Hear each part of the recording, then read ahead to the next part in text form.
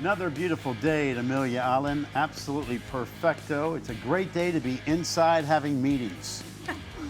You think they could have set up some tents on the beach? Everyone just went by the ocean and did the meetings. I don't know. We got another coach, Micah Shrewsberry, joins us from Notre Dame, brand new guy, showing up here for the first to go around. You guys are in there, it's 35 degrees in every meeting room. Then you come out here and it's 85 degrees. I mean, you got to really fake left, go right with these interviews now. It's and being a rookie, it's hard to pack, right? Those other coaches didn't give me anything to try and help me out. Say, hey, it's going to be cold inside. It's going to be warm outside. Bring some long sleeves. Try and make yourself comfortable. The first go-around, though, I mean, listen, you're in good company. That's the good news, right? I mean, you get behind closed doors. You start to hash out some of the issues, which are plenty in men's basketball in the college athletic world. So what's it been like, though, walking in for the first go-around? Again, there's a bunch of new faces now. You're part of it. A lot of new faces. We kind of have a new wing of the meeting room with myself, with Damon. Adrian Autry is there with us. Even John Shire's kind of buddied up on our side as all the. He said he was here yesterday. He said, meeting. I wasn't here last year, so this is a whole new deal. So all of the new guys, and it's awesome. Like, it's great to be here. It's such an honor for me to represent Notre Dame, to represent the ACC, but to be in the same room with a lot of really accomplished coaches, guys that I've looked up to and want to follow in their paths. What have the last couple of months, weeks been like for you? Because it was really hit the ground running, come back to your home state, and try to rebuild this Notre Dame program. I don't even know what to say. He doesn't have the words. Right? He's speechless. I am speechless because that's what it's been. There's been no time to sit back and really think about it, right? Yeah. Until I answer this question, every day I kind of wake up and take one small moment. It's like, man, I'm the head coach at Notre Dame, and that's pretty cool.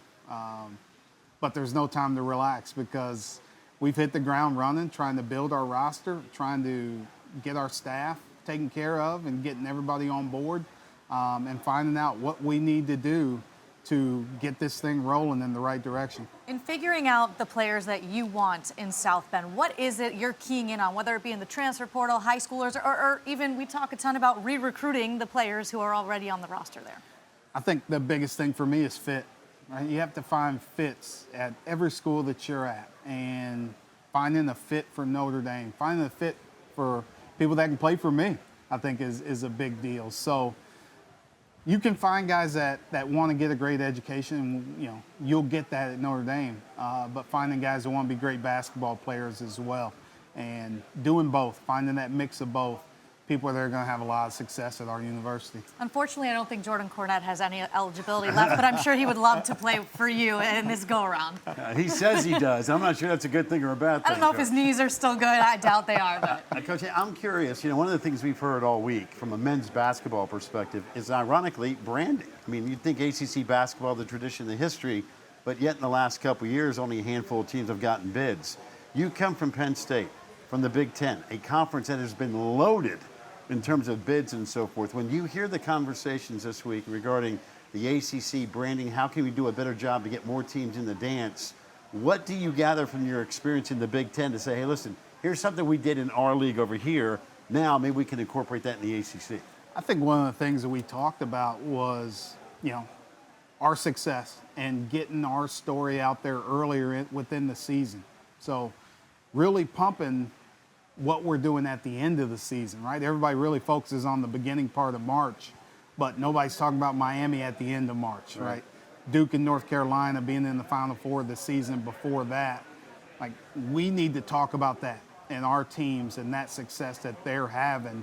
And now we need to do our part in November and December so there's more of us that are getting in, right? Is that as a matter of scheduling, winning, a combination of both? Is it a media narrative? I mean, you tell me, if you had to juggle all those balls together. I think it's a little combination of all three, right? I think if we are scheduling that the right way for each team, right? Every team's going to be different.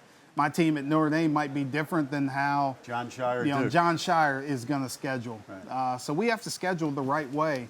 And then we got to win those opportunities that we get, right? We have a tough game at the start of our season. I don't even know when it is, but we're going to have to play. It's in 20 minutes, Yeah, right. Coach. What are you doing out here with us? We're going to have to play Marquette in a home and home, and like that's going to be big for our league if we can go there and get a win, right? Shaka's got a really good program. How do we help each other in November and December? We're not competing against each other. Let's help each other during that time.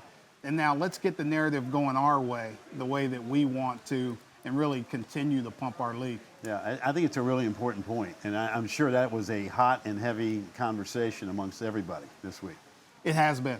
It has been. But I think everyone respects each other, the jobs that we've done, the history and the power of the ACC.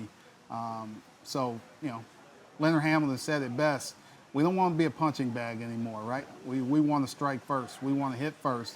And that's what we're planning on coming out and doing. And we've seen such a change. We talked about it earlier in this interview with the changing of the guard and some younger coaches coming in. But then you have Leonard Hamilton in there. You have Jim Larinaga in there. Are they the ones that are, does Coach Allen and Leonard Hamilton, they the ones that kind of man the show in there? You get a lot from those two guys. Yeah. Brad Brownell now is one of the more elder coaches in the league in terms of how long he's been there.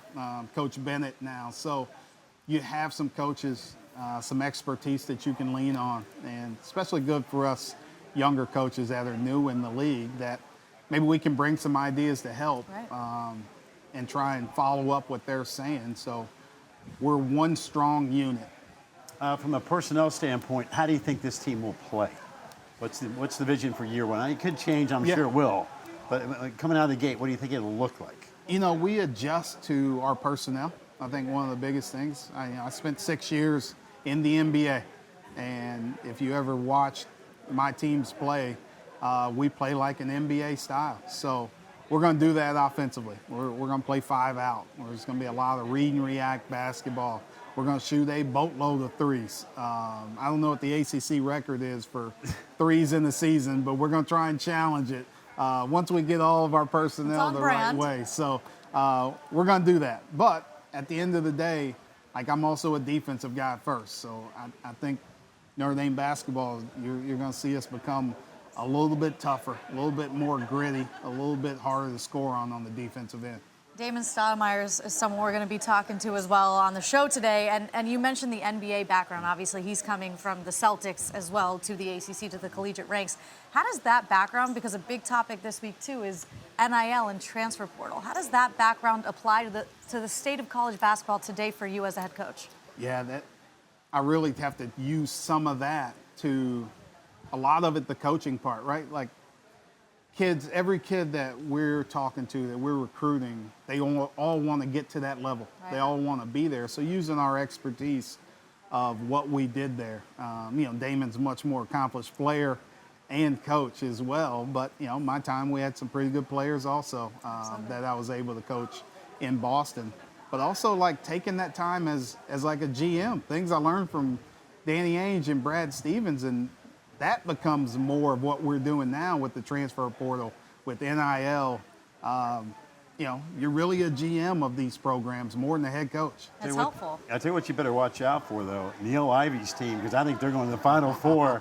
We haven't seen Coach Ivey, at least I haven't yet, but I think they're going to be loaded. But what a great combination, too. I'm sure you two can both actually recruit with one another in some respects, that, hey, the women's program's rocking and rolling. Here's what we're going to do with the men's program. Every day when I leave, I walk by their office, or I walk by their practice court, and I see all those Final Fours. It's just motivation of what we want to do, how we want our program to be. And, you know, we got great history at Notre Dame, and we want to get back to that. But the relationship, you know, I had a chance to coach Coach Ivey's son, Jaden, so we had a relationship before I got there. But just having her, being able to walk across the hallway and just talk about, she's helping me adjust to Notre Dame. And I'm going to give her ideas of how to, you know, do a little bit of this and that better. But, like, we want to help each other, and we want to push each other to be great. I know you have those Indiana roots. You're a Midwest guy at heart. You're now back closer to family. What's been the best part about being back in South Bend and in the Midwest? For me, it's been great. Like, I'm homegrown Indiana kid, and have coached almost my entire career in the state.